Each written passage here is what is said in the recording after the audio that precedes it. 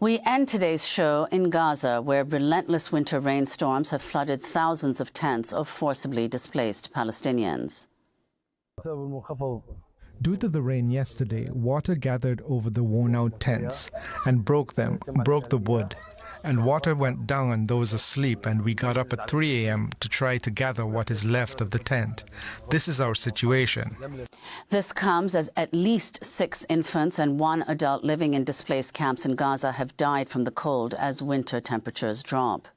Meanwhile, a United Nations report published today finds that Israeli strikes on and near hospitals in the Gaza Strip have, quote, pushed the healthcare system to the brink of total collapse, with catastrophic effect on Palestinians' access to health and medical care.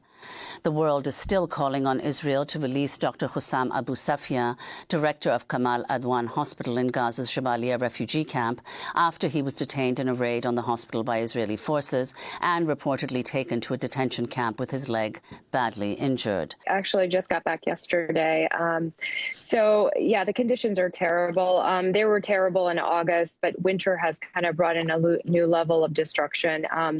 The children that I saw just disproportionately affected by this, the malnourishment, the contamination of the water, everything is just tenfold now because of the dropping temperatures. There's the same type of airstrikes and the missiles and the targeting of children that I witnessed again.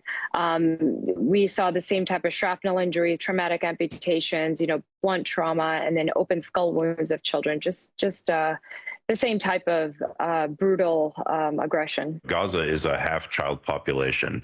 The entire 90% of the population is homeless, meaning their homes have been physically destroyed or they've just been displaced from them. But regardless, they live in temporary shelters. As you heard from or as the listeners heard from at the beginning of the program, when it rains, these shelters don't provide any protection from the rain and the flooding that happens every year in Gaza. And so now the temperature is quite chilly. Well, the adults can survive a 50-degree winter, but even adults, not if they're wet constantly. I mean, you're talking about being wet for 3 months straight. And furthermore, they're not just wet, they're living in a land that literally doesn't have a sewage system anymore.